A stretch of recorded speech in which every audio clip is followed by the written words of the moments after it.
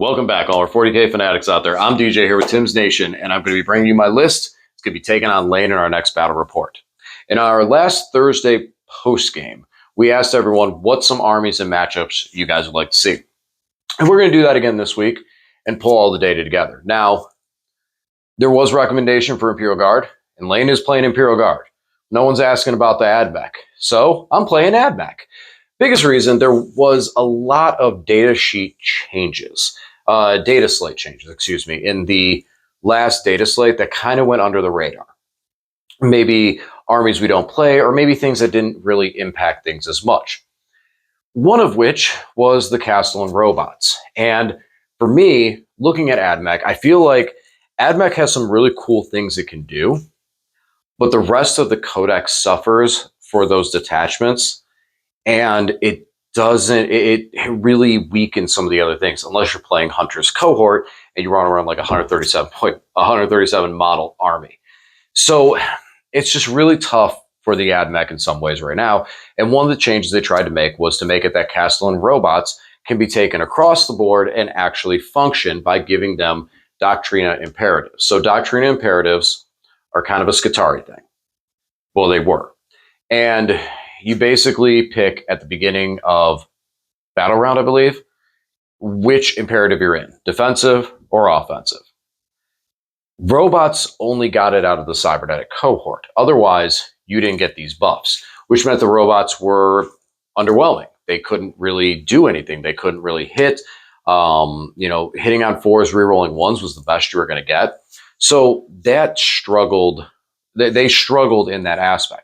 Are they enough to really push Ad Mech into another tier? We'll have to wait and see. I haven't seen very much of it. I don't really think so. They can do better with some armies and help out and benefit a little more. But with the 360, I believe, cost for 4 robots, you need to have, and plus the Datasmith as well, you're looking at like 400-point unit that needs to really impact the game. And without being able to target by most stratagems, that they're going to be very one-dimensional. Now, Cybernetic Cohort, on the other hand. Cybernetic Cohort gives you stratagems for your robots, things that make you move further. And so the change for Cybernetic Cohort, because Cybernetic Cohort had Legio Cybernetica units, Castle and Robots, gain Doctrina abilities. Well, now they gained them already they have them on the rules, so their army rule changed to +2 move and +1 OC, bringing robots to a 8-inch move with an OC value of 3. I'm interested. Let's see. It's a very basic lateral move from one thing that targets robots to another thing that boosts robots. So now we've just made them faster. 1 CP, I can make that robot an 11-inch move with +1 advance and charge. So something like a 4 robots with 2 fists can really start trucking across the field. So that's what we're going to kind of run here today. We're going to mess with this a bit. Lane's been dying to play some more with his guard, and I'm going to run some robots because I love these things. And we're going to run 12 of them. So let's go take a look at the list, and we'll talk a little more about what I hope it's going to do into matchup with Lane and I. All right, here it is. Ad Mech. Cybernetic Cohort. As I mentioned, all my Legio Cybernetica, so the Castle and Robots, get +2 move and +1 OC, taking them up to OC3. All right, so let's go through this thing, talk about what we got here. So first and foremost, we have 3 Battle Line Ranger units. So Battle Line are pseudo-important. They're not as important as this detachment as they are in others. And we'll be talking about that more later with the Doctrina, because the robots only really gain a boost from the Doctrina getting the 3rd tier for it, for each of the Battle Line units. And in some ways, like the one is -1 to hit in melee against these guys, and the other one's +1 AP. I like +1 AP for the background guys. I like for some of my shootier guys, that could be nice for them. But I don't see that being the most necessary thing for a lot of my army. So the Battle Line aspect can kind of stick with the other infantry units and play the secondary game. I have the 3 squads of Rangers fully kitted out. We have, with their arc rifle, plasma gun, and the 3, here it is, Lane, Transuranic Arquebus. Haha, got it right. And actually it's a plasma culver. Let's go through these all, and do a little bit of damage with them. They're not going to do that much work. They're pretty good. They're cool. They have a very kill team effect with having so many random weapons. They have a 6-inch scout move, so we can get them out there further. They help me have a good board presence, and they have sticky objectives. So there's quite a few things these little dudes can do. On top of the fact of just the way that they can benefit from cover and um, not the catechals, the doctrina imperatives that gives them the boosted to all their different stat characteristics when they need them. Next up, we have 2 5-man Taraxi. These are the Flamer Boys. So Taraxi's rule is I get to full rerolls. If I'm shooting at a unit that is on an objective marker, I get reroll 1s to wound. If I'm also within 6 inches of a battle line unit, I get full rerolls to wound instead. With this detachment, a lot of my main house stratagems are in my command phase. So it's kind of like I program my robots to go. So there's not a whole lot of reactive strats. So in some situations, that 1 CP that we have floating around early game that could be used as a rapid ingress could be valuable with these guys to drop them into a position and go, okay, if you charge, I will overwatch you, and you're on an objective, so those will be full rerolls to wound. Now, this is not going to be bringing down a Titan of any sort, but it can hurt somebody pretty bad, especially into more swarmy and horde armies that are trying to rush you. I'm looking at you, orcs. Being able to burn a couple of dudes out of that squad before they make their charge, hey, that could help since our other infantry is pretty squishy. So, yeah, that's what they do. Jump infantry, they don't up down, but they do deep strike. So, more or less secondary play that can get around the map pretty quickly. Also, things that can get around the map kind of quickly are my 2 5-man Sicarian infiltrators. So, infiltrators do, as their name suggests, they infiltrate. They have an 8-inch move. They have their cool little taser goads that give them sustained hits. And their mini little stubber pistol, their little mini gun that has 5 shots. So these guys are fun. Pretty durable too, at 2 wounds apiece. So they're durable.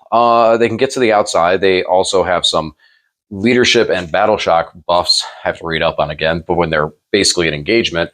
And these guys will help me just kind of control some of that outside movement. So being in some ways a speed bump.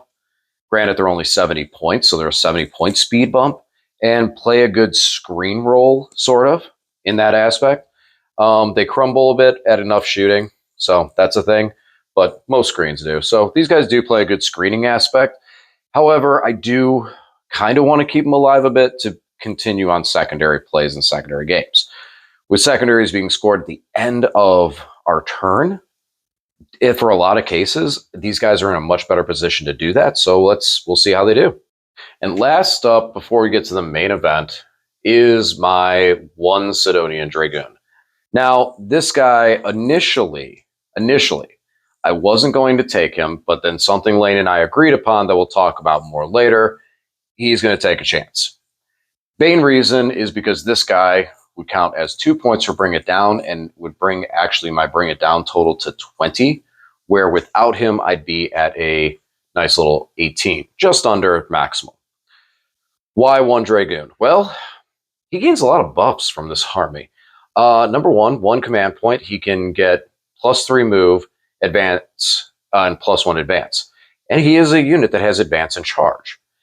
Because he is a single model, when he is dropped to half of his remaining wounds, there's a strat that I can target him with that gives him reroll hits and then also the reroll wounds because he's below 50%, making him violent by himself. They're very quick. Like I said, the advance and charge is very nice. And this is something that can kind of just move around the outside and play secondary games because of how quick it is and stealthy and pseudo-resilient just for being a lone model as it is. Especially when some of the guns that want to shoot at it are going to be distracted with other things. So it's a little bit of an interesting play. We're going to see how it runs around a bit. There is a lot of things that are kind of being tested that I would kind of tweak after, and we'll see what those are. This may be one of them, but I like the solo Dragoon unit. I've been interested. I've considered running 3 solos, but we're just going to take the 1 today. And he's got the Taser Lance. And last, the main event. 3 4-man squads of Castellan robots. 12 Castellan robots. Lane gifted me, as of right now, 2 more recently. And I just got them put, when I was thinking about doing this, I'm like, you know what? Let's just get these guys ready to go. So we built them. We got them ready. And so we just got to get them painted. And that is kind of the story of my life, getting it painted. But here is 2 more to add to the total of 12. 2 of the squads are going to have 3 shooting Castellan robots. So that's going to have the 2, I call them hand cannons and shoulder cannons, because I will get tongue-tied with these weapons all day long. So 2 of the squads have 3 robots with hand cannon and shoulder cannon. 1 robot in each of those squads has a single hand cannon, a fist, and a shoulder cannon. The other squad is all 4 robots with shoulder cannons and all 4 robots with 2 fists.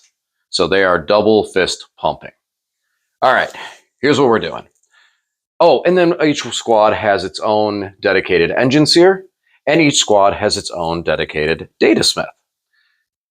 So here's what we're doing. These guys are +1 OC, 8-inch move, toughness 10 at the beginning of the game because of the protocols that they're in, and toughness 9 base, +1 because of that. 7 wounds, 2 up, 5 up, 6s on my saves, do mortal wounds at the guy that hit me. So yes, shoot me with artillery. I will bounce it back over the wall and do damage to you. I've done it to a basilisk. I will do it again. And so this is, I love these things. I'm so glad that rule stuck around. It's my favorite rule in all of 40K because of when it happens. So the 2 that shoot, I know a lot of people are kind of down on the shooting robots because of their low strength, mediocre AP, and solo damage. Not as many shots as they used to have back in the day. The fists definitely seem where it is. But hear me out. They have twin linked. That's 5s. We need to make sure we're hitting with these things. It's 5s to wound into most targets, toughness 11, and down to 7. We need to make sure we're hitting. This detachment gives us the ability to make sure those robots hit when they're shooting with some of the stratagems and with the CP. I feel like the targets and the toughnesses of what we're going into right now are so sporadic, going anywhere up and down all the way to 11, especially with the knights being 11. Trying to invest in weapons that can guarantee to be AP3 and below not always comes with ease or isn't that strong. There's a couple out of Ad Mech that are low shots. For this, we're going volume. And we got a lot of volume. Like I said, shoulder cannons, when these guys are put into their shooting protocol, you're looking at 5 shots per robot with 2 guns. Strength 6, AP2, 1 damage, twin linked. Then the shoulder cannon, 5 shots each, so 15 for those 3, 15 for the twin linked. The 3 on the shoulders, they're 15, strength 6, AP1, 2 damage. Put these guys in double doctrine so that they gain the assault benefit and put a battle line unit nearby. Boom. They are now AP2, 2 damage, and AP3, 1 damage from that Doctrina. And still hitting on potentially 3s at least, but if they're sitting still, we get the heavy buff from double Doctrina hitting on 2s. Don't really need to go that far with it because you could spend a command point to go full rerolls to hit at the full strength, even though they're not getting the reroll wounds. Oh wait, they are from twin linked.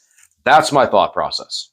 I know it was probably just a lot of word spam going in there, but that's my thought process with the robots. Let me know how you have enjoyed these, not enjoyed these, used these, tried these, but we're going to try them out anyways. And then of course we have 4 with all the fists, because when these guys get a hold of something, they tear it apart, and man, is it fun charging robots into there. The engine seer's abilities out of Ad Mech are a little bit different. When we target a vehicle to repair it, instead of giving it +1 to hit, we give it a 5 up, feel no pain. Now, this will only be conferred to 1 model in the unit, 1 robot. But that's 1 robot that has a 5 up, feel no pain before damage goes back. And these guys are tough to do damage to.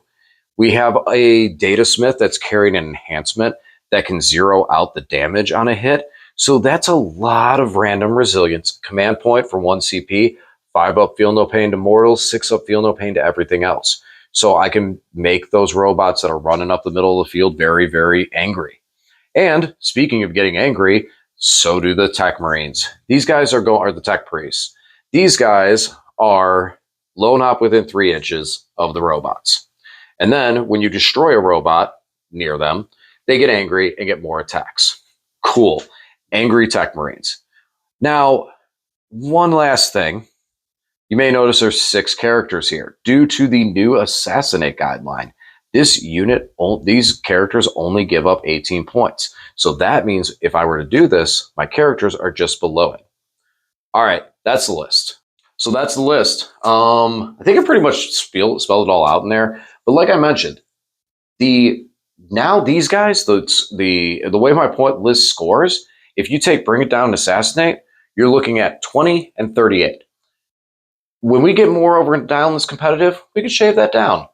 So, all right, guys, let me know what you think. Let me know how you guys have enjoyed running robots if you play Ad Mech. And as always, thanks for watching, and I'll talk to you again soon.